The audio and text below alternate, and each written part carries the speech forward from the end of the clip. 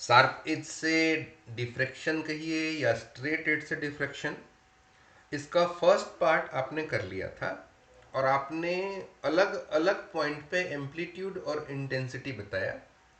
Diagram जरूर देखिए एक बार। सी पॉइंट के लिए आपने कहा था कि यहाँ इंटेंसिटी R1² by 4 निकल के आ रहा है। पी पॉइंट और क्यू पॉइंट के लिए आपने कहा था कि यहाँ की जो इंटेंसिटी होगा वो वेव फ्रंट का एक पार्ट होगा, जिससे आप डिस्टेंस को इस तरीके से एडजस्ट करेंगे कि number of half period zones अलग अलग होंगे उसके अकॉर्डिंग, मतलब हाफ पीरियड जोन के नंबर अगर इवन है या ऑड है उसके अकॉर्डिंग इंटेंसिटी पी और क्यू पॉइंट पे चेंज होता है। ये आपने पढ़ लिया है। आज हम लोग ये जो डिफ्रैक्शन होगा, आपका डिफ्रैक्शन पैटर्न दिखेगा, उसके पोजीशन को लेके और उसके विड्थ को लेके हम लोग आज बात करने वाले हैं।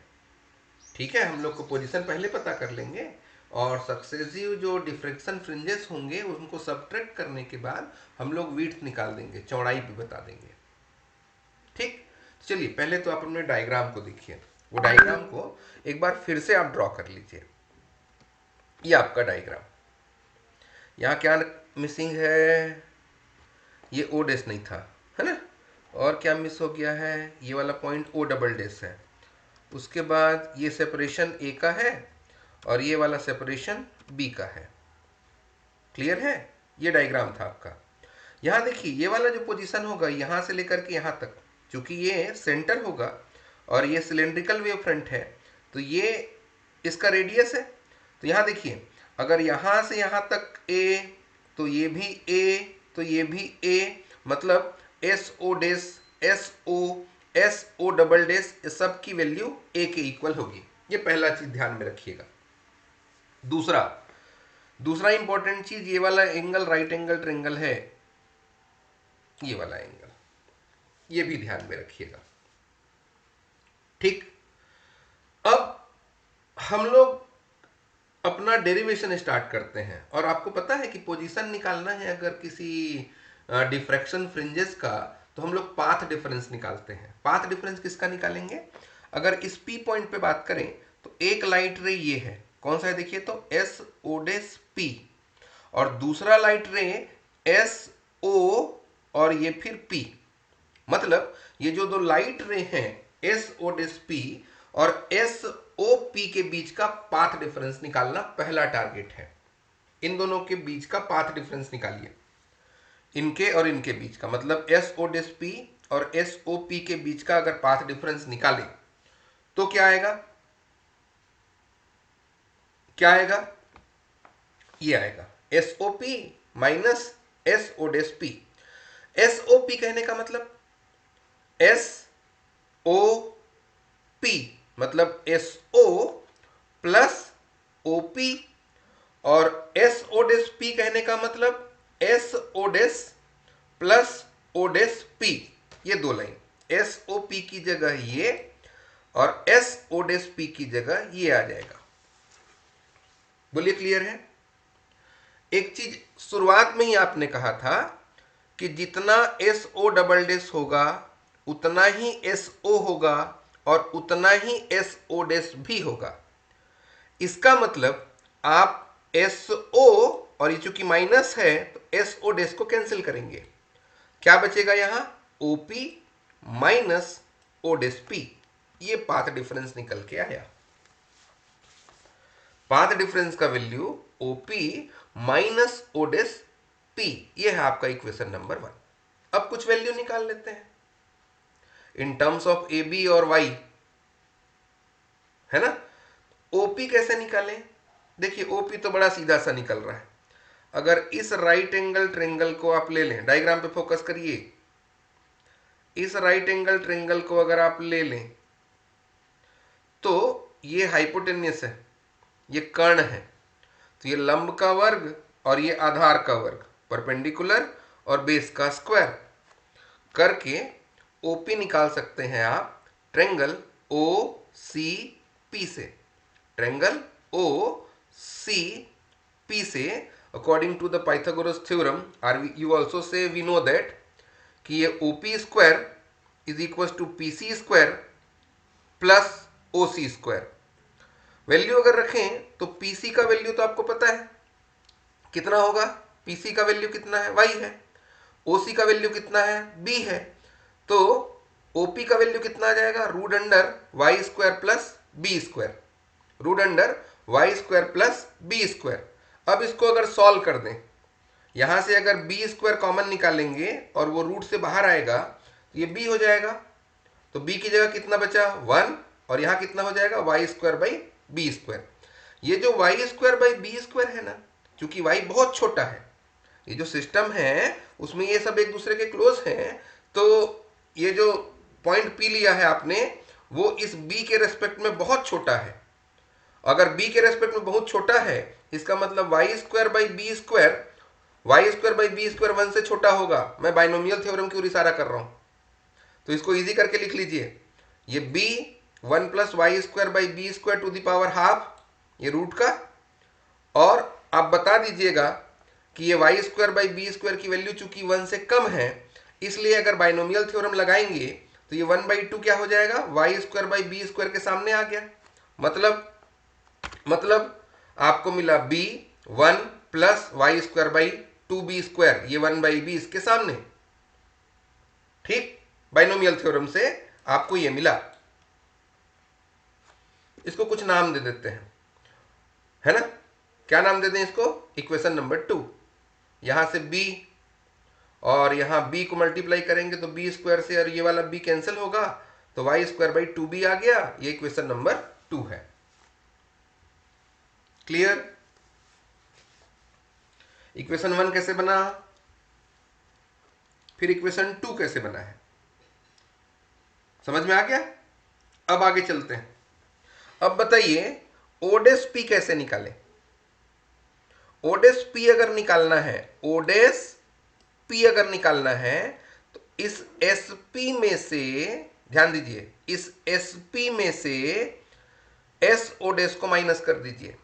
एसपी में से एस ओडेस को अगर माइनस कर दें तो ओडेस पी निकलेगा। O dash P equal to S P minus S O dash. S O dash की वैल्यू कितनी, चूंकि यहां से यहां तक ए है तो पक्का है ये ए ही है ना। एस पी का वैल्यू निकाल लेंगे। कैसे निकालेंगे, एस सी और पी ट्रेंगल पे देंगे। ये देखिए राइट एंगल ट्रेंगल बना, यहां पाइथागोरस थ्योरम लगाएंगे, एस पी निकल आएगा। चलिए एस ओ डेस की वैल्यू पहले रख दीजिए, एस पी माइनस ए, इक्वेशन नंबर 3। अब चलिए ट्रेंगल पे फोकस करते हैं और पाइथागोरस थ्योरम लगाते हैं। डायग्राम अपने साथ रखे रहिए। एस सी पी में पाइथागोरस थ्योरम लगाइए। एस पी का स्क्वायर सी पी का स्क्वायर प्लस एस सी का स्क्वायर। ठीक, वैल्यू रखिए, वाई स्क्वायर प्लस ए प्लस बी का होल स्क्वायर, एस से लेकर के सी तक, मतलब एस ओ प्लस ओ सी, ए प्लस बी का होल स्क्वायर।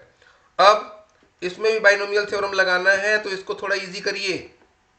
एस पी की वैल्यू इतनी, इसको कॉमन निकाल लेंगे, 1 plus Y square by A plus B का होल स्क्वायर। ये देखिए फिर से वही, चूंकि ये वाला टर्म 1 से छोटा होगा तो बाइनोमियल थ्योरम लग सकता है, तो ये रूट को क्या करिए 1/2 के पावर में लिख दीजिए। भाई ए प्लस बी कॉमन निकाल लिए, 1 plus Y square by A plus B का होल स्क्वायर बना। अब इसको 1/2 के टर्म पे लिखा और बोलना ये 1 से छोटा है, और अगर ये 1 से छोटा है तो बाइनोमियल थ्योरम अगर लगाएंगे तो ये हाफ कहाँ जाएगा, इसके सामने, यहां।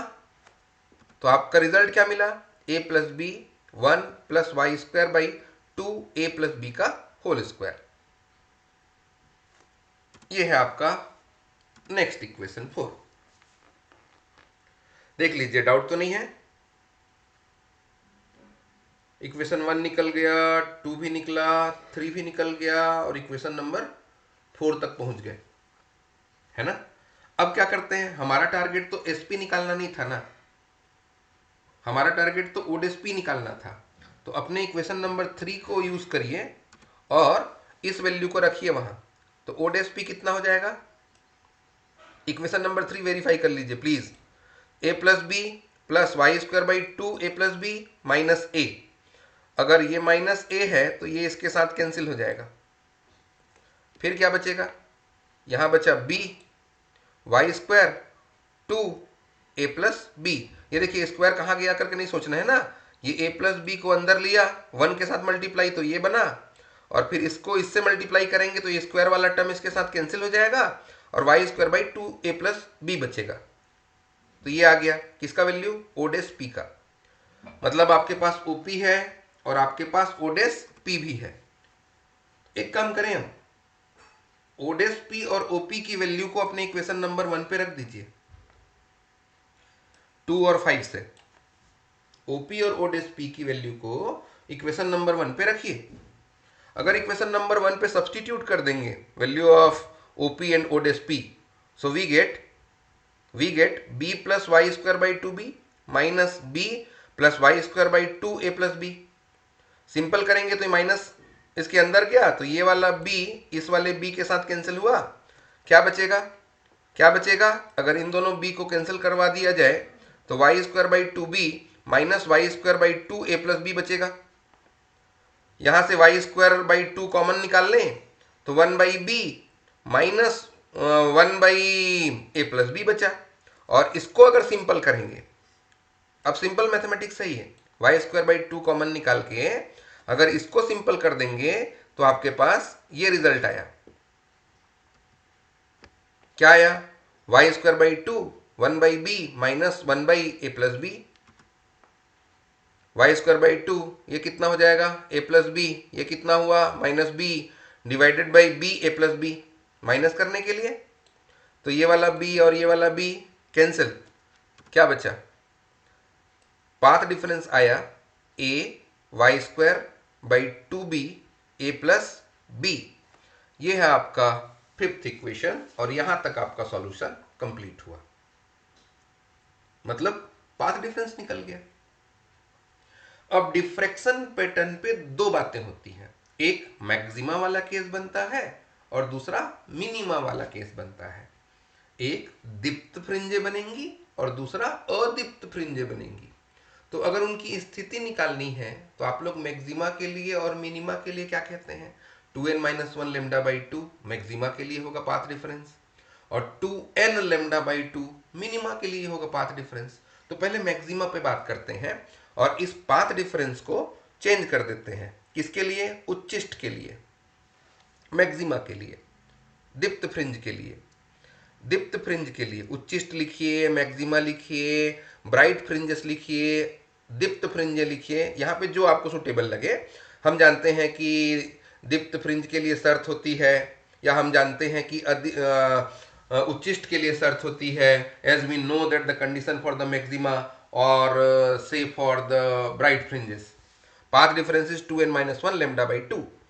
इसकी वैल्यू अगर इक्वेशन नंबर 5 से उठाएं, A square by two B A plus B is equal to 2n minus one lambda by two. Y की वैल्यू निकालनी है, वाई स्क्वायर निकालना है तो इस पूरे टर्म को इधर ट्रांसफर कर दीजिए, 2b a प्लस बी इससे मल्टीप्लाई हो जाएगा और ये a डिवाइड हो जाएगा तो आपके पास ये आया। देखिए ऊपर गया, क्या बना, 2b a plus B 2n minus one lambda by 2a। तो ये वाला 2 और ये वाला 2 कैंसिल, और अगर कैंसिल कर दिए और ये स्क्वायर को भी ट्रांसफर कर देंगे तो क्या बचा, root under b a plus B 2n minus one lambda by a। और यहां n की वैल्यू आप जानते हैं 1 2 3 4 होता है। ये y निकल के आ गया। अब अगर हमको nth फ्रिंज का या nth ब्राइट फ्रिंज का पोजीशन बताना है तो आप क्या करेंगे, इस y को yn से रिप्लेस कर देंगे। ठीक है, nth मैक्सिमा का या nth ब्राइट फ्रिंज का अगर पोजीशन बताना है तो y की जगह क्या लिख देंगे आप, yn लिख देंगे। तो y की जगह क्या लिख दिया, yn लिख दिया, बाकी b a plus B 2n minus one by lambda by a। ये है आपका इक्वेशन नंबर 6। एक बार सोच के देखिए, इक्वेशन 1 कैसे निकला था आपके डायग्राम से, पाथ डिफरेंस निकाला है आपने p पॉइंट के लिए, फिर पाथ डिफरेंस निकालने के बाद जो अननोन क्वांटिटी आपको OP और ODSP दिख रहा था उसको दो ट्रेंगल ढूंढा, फिर उसमें पाइथागोरस थ्योरम लगाया, फिर उसको सॉल्व किया, सॉल्व करके आपने पाथ डिफरेंस इक्वेशन नंबर 5 में इस तरीके से निकाला। फिर आपने कहा कि ब्राइट फ्रिंज के लिए हम लोग बात करते हैं तो पाथ डिफरेंस ये निकलता है डिफ्रेक्शन पैटर्न पे ना, और इसके लिए फिर पोजीशन अगर निकालें तो ये निकल के आ रहा है ऐसा। ये क्वेश्चन नंबर 6 है। सेम इसी कंडीशन को अगर मैं मिनिमा के लिए पूछूं तो आप क्या बोलेंगे, पाथ डिफरेंस कितना, या तो बोलेंगे आप एन लेमडा या फिर 2n lambda by 2, 2n lambda by 2। तो चलिए तो डार्क के लिए निकालिए, तो डार्क फ्रिंज के लिए अगर निकालें, डार्क के लिए अगर निकालें तो क्या आएगा, 2n lambda by 2। Path difference की वैल्यू रखिए, A Y square by 2b A plus B equal to 2n lambda by 2। y की वैल्यू निकालनी है, ये पूरा का पूरा इधर क्या बना, 2b A plus B 2n lambda by 2a। तो ये वाला 2 और ये वाला 2 अगर कैंसिल हो जाए और ये स्क्वायर को अगर ट्रांसफर कर दें तो रूट हो जाएगा ये 2n b a plus B lambda by a, ये आएगा। और यहां n की वैल्यू ये है।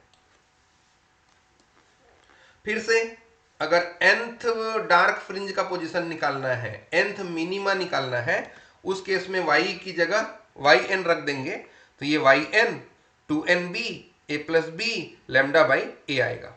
ये आपका रिजल्ट है। ठीक है, अब आगे हम लोग विड्थ निकालते हैं। विड्थ वाला टर्म याद है, जैसे ये स्क्रीन है, ये पहला है y1 और ये दूसरा है y2। तो ये अगर सेपरेशन निकालना है ये, तो आप क्या करते थे, y2 में से y1 को माइनस कर देते थे। अगर ये y3 है तो y3 में से y2 को माइनस कर दीजिए। y4 है तो इस तरीके से अलग अलग के लिए निकाल सकते हैं आप, इसको ध्यान में रखिएगा। मैं यही करने वाला हूं। क्या निकालने वाले हैं हम लोग, अब हम लोग दीप्त फ्रिंज की चौड़ाई निकालने वाले हैं। चौड़ाई निकालने के लिए आपको पता है इसको बीटा लिखते हो आप, तो y2 माइनस y1 करेंगे, किससे, इक्वेशन नंबर 6 से। याद है इक्वेशन नंबर 6, ये चलिए n की जगह 2, तो ये क्या हो जाएगा, root under b a plus B 2 into 2 minus 1 lambda by a। और अगर 1 रखेंगे तो root under b a plus B 2 into 1 minus 1 lambda by a। ये देखिए आ गया। इसको अगर सिंपल करें तो b a plus B 4 minus 1 यानी कि 3 लेमडा बाई a, और ये b a plus B 2 minus 1 यानी कि 1 लेमडा बाई a। यहां से देखिए b a plus B by a और लेमडा दोनों में कॉमन है। क्या क्या कॉमन है, b a plus B lambda by a। तो root under b a plus B lambda by a अगर कॉमन निकाल देंगे तो यहाँ 4 माइनस 1 यानी कि रूट अंडर 3 बचा, और यहाँ पे 2 माइनस 1 यानी कि रूट अंडर 1 बचा। तो रूट 3 माइनस रूट 1 कर देंगे, और ये सब के सब कांस्टेंट हैं। लेमडा भी कांस्टेंट है, लाइट सोर्स जो आपने यूज किया था, और स्लिट से ऑब्स्टिकल का सेपरेशन और ऑब्स्टिकल से स्क्रीन का सेपरेशन ये भी कांस्टेंट है। तो इसको अगर कैलकुलेट करें तो सपोज करिए के कांस्टेंट आ रहा है, तो और इसका वैल्यू कितना, 0.73 के, कितना हुआ, 0.73 के। अब इसी तरीके से ये वाला सेपरेशन निकालना है, तो अभी तो ये निकाला, ये वाला सेपरेशन निकालना है तो क्या करेंगे आप, 3 में से 2 को माइनस कर देंगे। 3 में से 2 को माइनस किया तो y3 minus y2, same formula use करिए, same formula b a plus B 2 into 3 minus 1 lambda by a, b a plus B 2 into 2 minus 1 lambda by a। इसको सॉल्व करेंगे तो कितना हुआ, 6 माइनस 1 यानी कि 5, और ये हो गया 3। और कॉमन निकाल लीजिए फिर से वही, b a plus B lambda by a, b a plus B lambda by a, ये कॉमन निकला। और रूट के अंदर root under 5 minus root under 3, ये पूरा कांस्टेंट है, और इसको अगर सॉल्व कर देंगे तो आपके पास रिजल्ट है 0.50 के। पहले कितना था, 0.73, अभी कितना हुआ, 0.50। एक और चेक करके देखिए, y4 में y3 को माइनस करिए, फिर फॉर्मूला लगाइए, सॉल्व करिए, क्या बचा, b a plus B lambda by a root under 7 minus root under 5, solve करिए 0.43 के, और आगे सॉल्व करते जाइए। मतलब फ्रिंज का जो विड्थ है, चौड़ाई है, वो कम होते जा रहा है। किसका, ब्राइट का। डिप्थ फ्रिंज की चौड़ाई कम होते जा रही है, सेपरेशन कम होते जा रहा है, एक दूसरे के पास पास आते जा रहे हैं। इसी तरीके से सेम कंडीशन आप लोग ये करिए कि अपने इक्वेशन नंबर 7 को यूज करिए। क्या है इक्वेशन नंबर 7? ये, और 7 को यूज करके डार्क फ्रिंजेस का विड्थ निकालिए। मतलब y2 माइनस y1 करिए, फिर y3 माइनस y2 करिए, फिर y4 माइनस y3 करिए और चेक करिए बिल्कुल इसी पैटर्न पे। क्या निकल के आएगा आपके पास अगर कैलकुलेट करेंगे तो ये निकलेगा, फिर ये निकलेगा, फिर ये निकलेगा। मतलब इसमें भी वेट क्या होते जाएगा उसका, धीरे धीरे धीरे धीरे डिक्रीज होते जाएगा। क्या समझ में आया आपको? ये समझ में आया कि अगर शार्प एज से डिफ्रैक्शन होगा तो जो फ्रिंज होते हैं उनका जो विड्थ होगा, चाहे वो ब्राइट हो या डार्क हो, उसका जो विड्थ होता है, चौड़ाई होता है, वो क्या होते रहता है, धीरे धीरे घटते रहता है। ठीक, मतलब सी से जैसे ऊपर जाएंगे या सी से जैसे नीचे आएंगे तो फ्रिंज विड्थ क्या होते जाएगा, कम होते जाएगा। ये है आपका पूरा टॉपिक। दोनों पार्ट को मिला के एक बार फिर से देख लीजिए, ठीक है।